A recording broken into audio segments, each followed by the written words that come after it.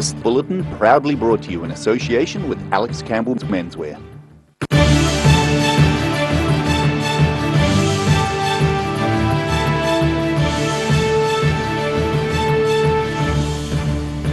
Tonight on The South Today, Southern youth are set to make a regular hangout spot in Balclutha a smoke-free area. Year 10 teens from across Aotearoa have converged at the university to get some next-level science tuition. And little blue penguins at Oamaru's Penguin Sanctuary have been doing a great impression of rabbits as population numbers are up.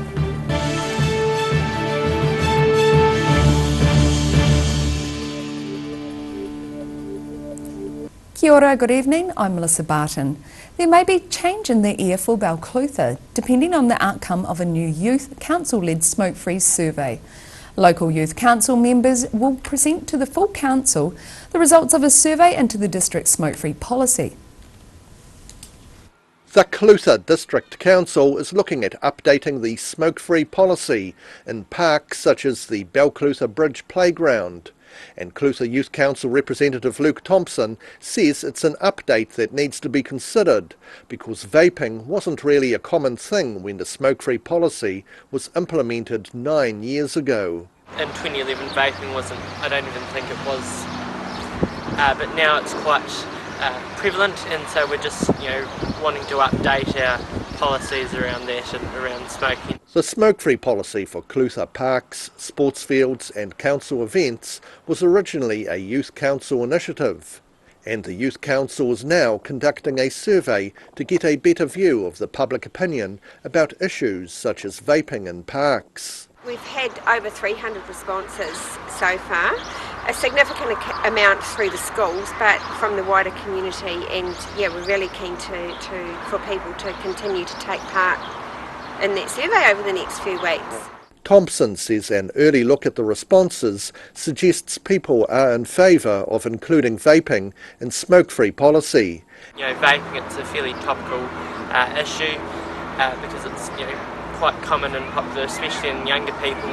The survey's results are set to be presented to the Clutha District Council by Youth Council members in mid-February. The council might also look at the areas outside cafes and taverns for inclusion within the new smoke-free policy, with proposed policy changes to undergo public consultation later this year. In Balclutha, The South Today. Dunedin home and property owners could be facing a rates rise of nearly 10%. The Dunedin City Council has released draft budgets for its 10-year plan for consultation purposes. One of the reasons for the forecast 9.8% rise is proposed spending over the next decade of $1.5 billion in capital spending. One of the major projects on the table is a $21.5 million redevelopment of the Athenaeum in the Octagon. Dunedin City Councillors say they prefer remodelling the central Dunedin venue to working on South Dunedin's Mayfair Theatre. The capital budget of $1.5 billion over the next decade could mean council debt will reach nearly $900 million by 2031. For the last 10 years, teens near the Ender High School have been coming to the University of Otago to take part in a science academy. The scientists behind the scheme are pleased to be passing on their knowledge to eager youngsters, some of whom might not have made it to the course without assistance. Getting their hands on science in one of the genetic labs at the University of Otago. Gene cloning is a technique where we take a bit of DNA and then we put it into another bit of DNA and put that into a bacteria, and then as the bacteria replicate, they replicate the copy of the DNA that's been inserted in the circular bit of DNA that's in the bacteria. Mackay says this technique is widely used, including with producing insulin for people with diabetes. About 50 high school pupils are taking part in the 10th Annual Science Academy at the University of Otago.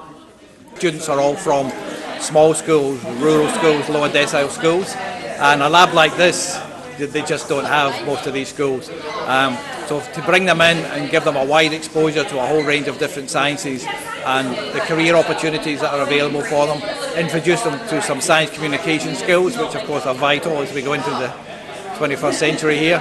Science Academy Director Steve Broney says the Ministry of Education funded the program for the first few years before its withdrawal led to the university funding it for themselves. However, he says they'd welcome cornerstone funding to help them offer the program to rural pupils from around the country.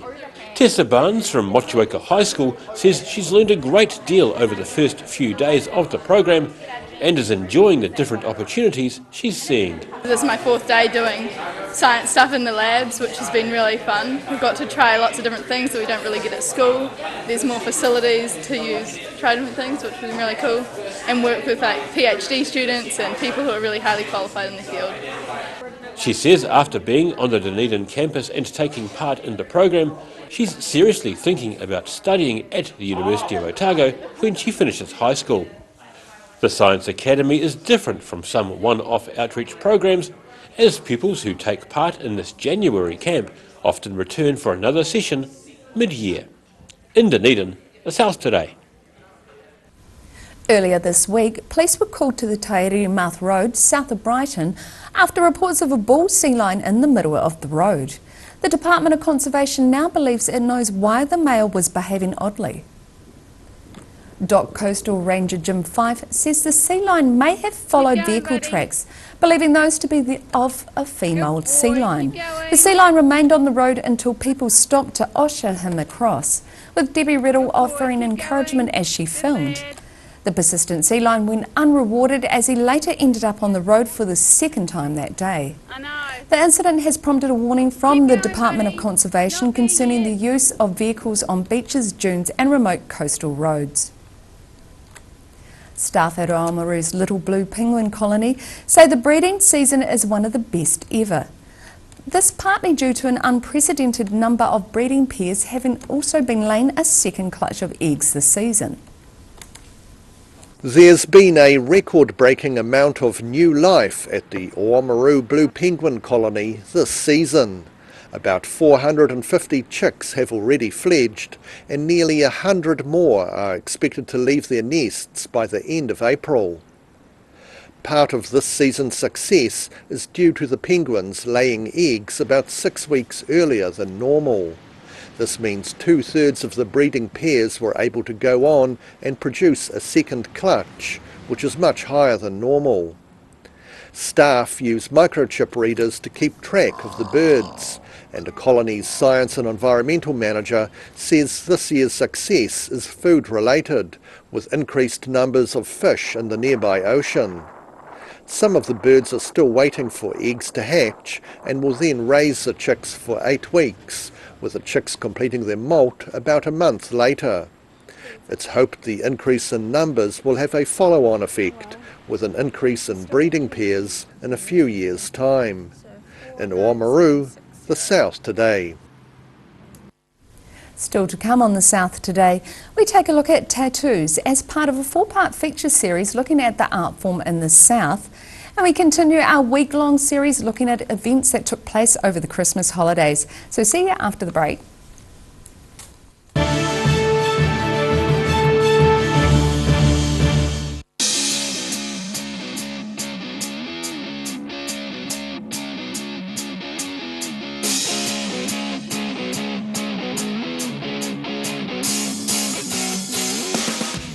A poorly maintained heat pump can lose up to 35% of its output. The Mr. Heat Pump Cleaner team are experts. Their specially developed chemical wash is totally biodegradable. Call Mr. Heat Pump Cleaner and get the job done by the professionals.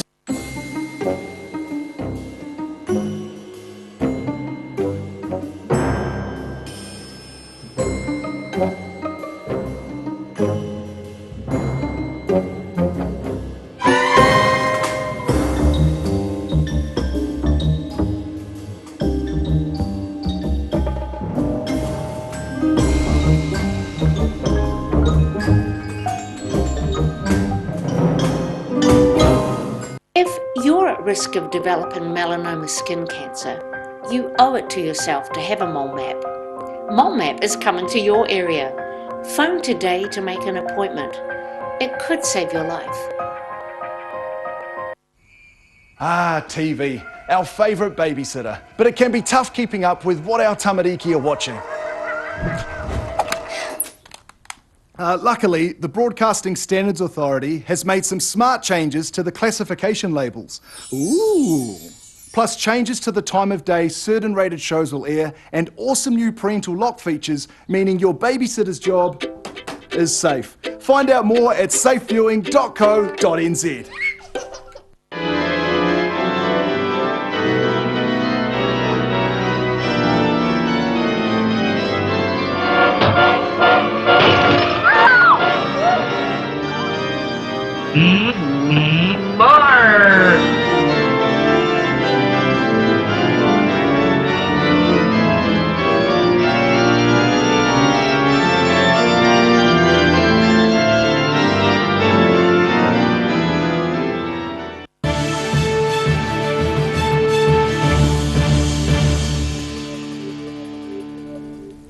Welcome back. An $11 million new library for South Dunedin is set to be constructed within the next 4 years.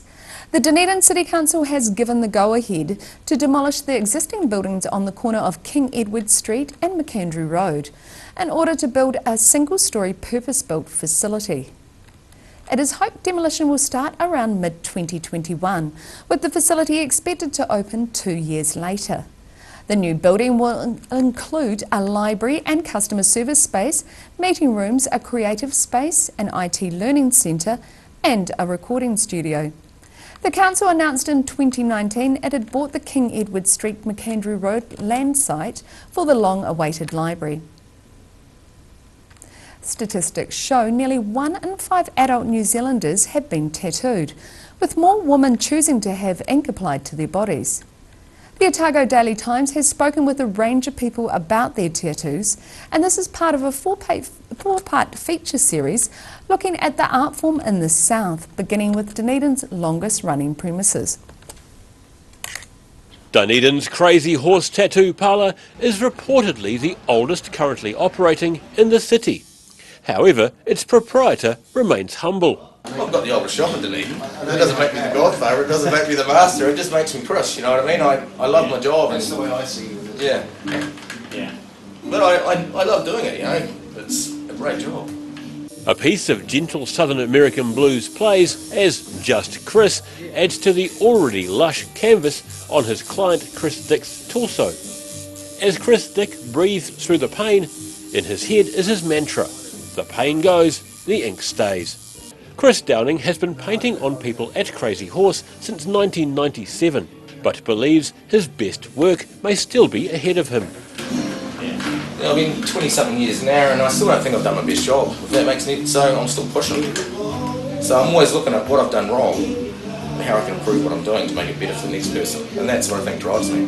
Much of the top half of Chris Dick's body is about family, with himself and his children represented by Chinese characters of the years they were born in.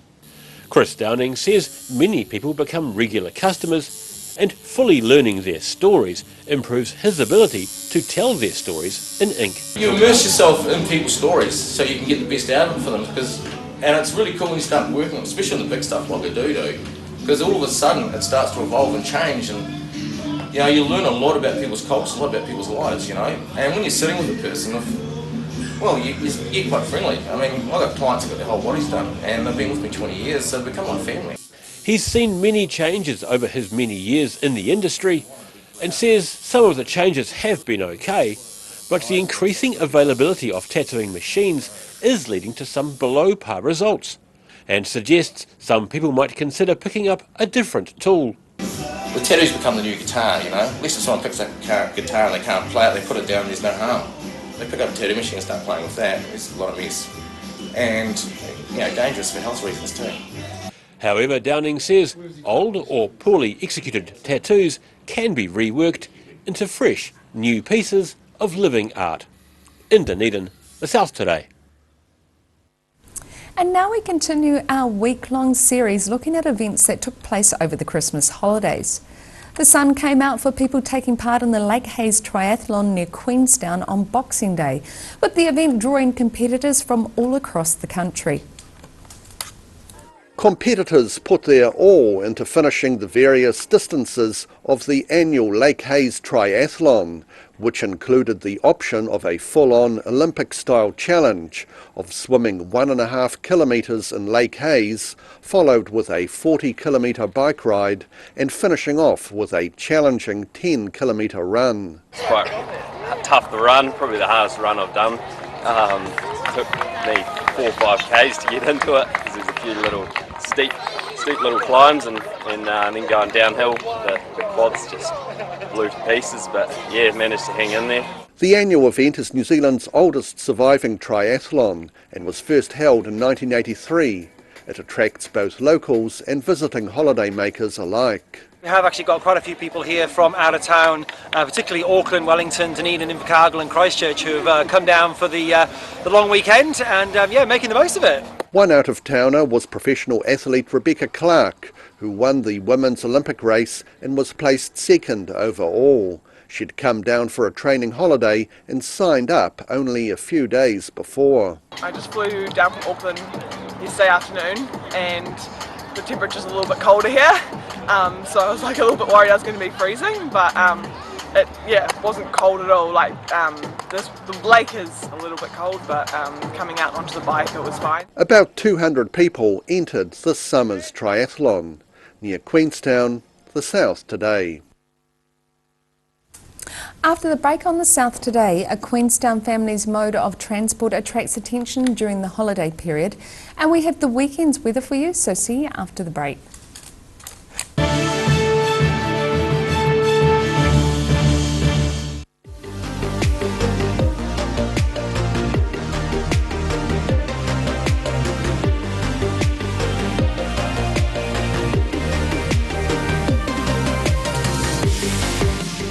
A poorly maintained heat pump can lose up to 35% of its output. The Mr. Heat Pump Cleaner team are experts. Their specially developed chemical wash is totally biodegradable. Call Mr. Heat Pump Cleaner and get the job done by the professionals. If you're at risk of developing melanoma skin cancer, you owe it to yourself to have a mole map. Mole map is coming to your area. Phone today to make an appointment. It could save your life. Welcome to Alex Campbell Menswear. Our 3 stores have no shortage of stock. Check these out. We've got the Dunedin print t-shirts. Check out our zillions of short sleeve shirts. These are crackers. They iron themselves in the wash. Iron cheater they're called. And there's some really cool polo shirts with little bright colours. And of course there's no shortage of shorts. This is always one of our brightest corners. Our long sleeve fashion shirts. Jeans, casual trousers, dress trousers, you name it, we have you covered. Alex Campbell Menswear, it fits. So if you're shopping for your family or yourself, come and see Alex Campbell Menswear stores. We're full of stock.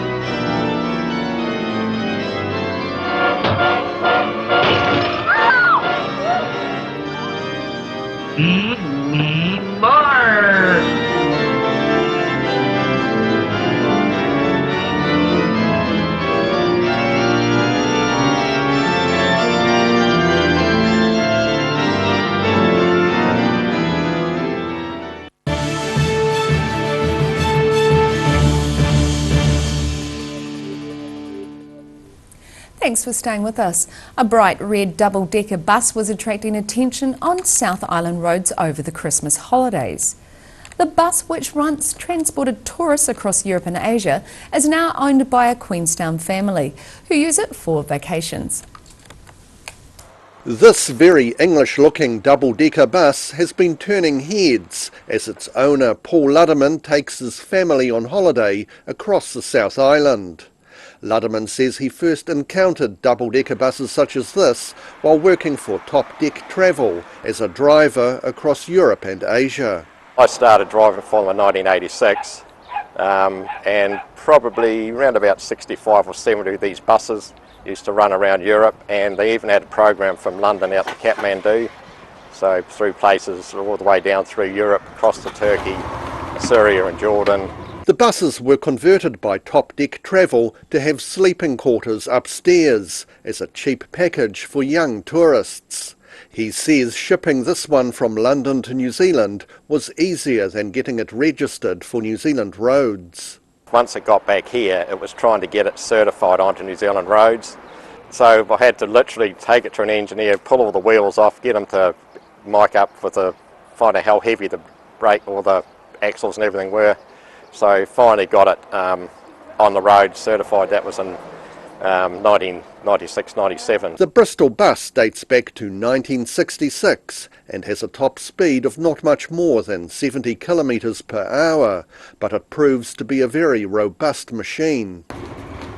It's a bit of a handful. There's no power steering. It's basic. It's got a 5-speed crash gearbox. The gearbox is actually made by David Brown tractors. So it's heavy duty. It's a very heavy gearbox, pretty much indestructible. It's got a Gardner engine. As anyone that's familiar with fishing boats and stuff, Gardner engines were very popular in fishing boats and the old English trucks, ERFs and Fodens, all those trucks. The Luddermans plan to continue their trip up the west coast, across Canterbury and then back home to Queenstown. In Greymouth, the South Today. And now recapping tonight's top stories on the South Today. Southern youth look set to make a regular hangout spot in Balclutha a smoke-free area. Year 10 teens from across Aotearoa have converged at the university to get some next-level science tuition. And little blue penguins at Oamaru's Penguin Sanctuary have been doing a great impression of rabbits as population numbers are up.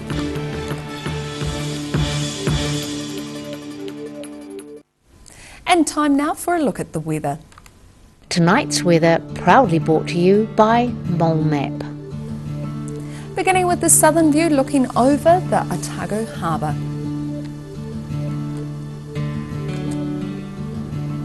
Looking at the situation, a few more days of westerly airflow are expected over the region, bringing showers at times to western and southern coasts, but mostly fine weather inland.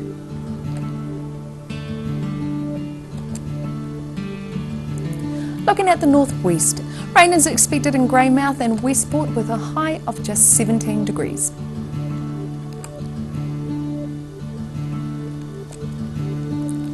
And on the eastern side, expect a few showers with southwesterlies for Nelson with 22 degrees, and it's partly cloudy for Blenheim as you head for 23 degrees.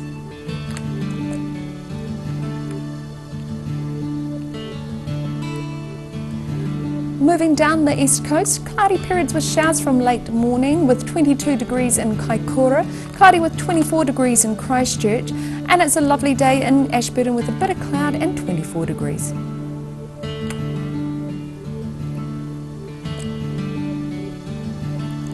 To the southern towns, expect decreasing southwesterlies becoming fine and 18 degrees for all of you in the Catlins, Balclutha, Lumsden and Gore.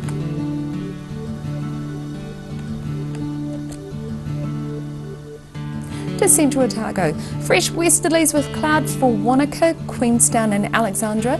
Alexandra has a high of 23 degrees, Wanaka 20, Queenstown 19. And Te Anau can look forward to decreasing southwesterlies with fine weather and a high of 17 degrees.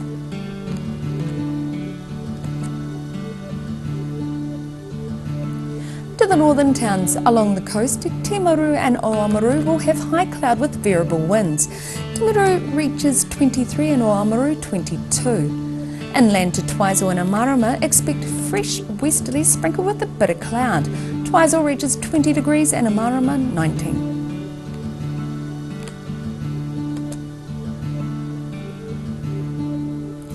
And in Dunedin, some cloud tonight with northeasterlies and a low of 10. Thick high cloud tomorrow with moderate northerlies, but westerlies will freshen later in the day and may bring a few showers during the evening. A high of 18 and a low of 11. And sunny periods at first on Sunday with mild northerlies, but a period of cool southwesterlies developed during the afternoon with some brief showers. A high of 19 and a low of 11.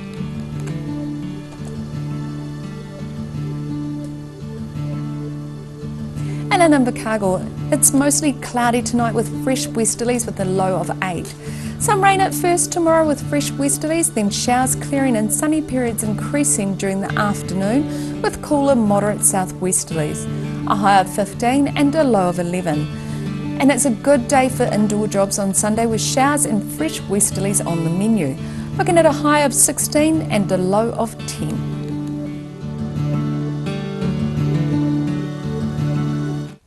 And that's all from the South Today team for this Friday and this week. For the latest news from the southern region, head online to odt.co.nz or follow Channel 39 on Facebook and YouTube. Thanks for joining us. Have a lovely weekend. Ka kite anō.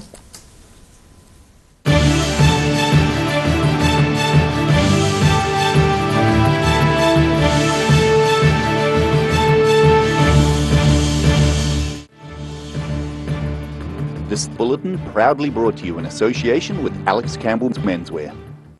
Supporting local content so you can see more of New Zealand on air.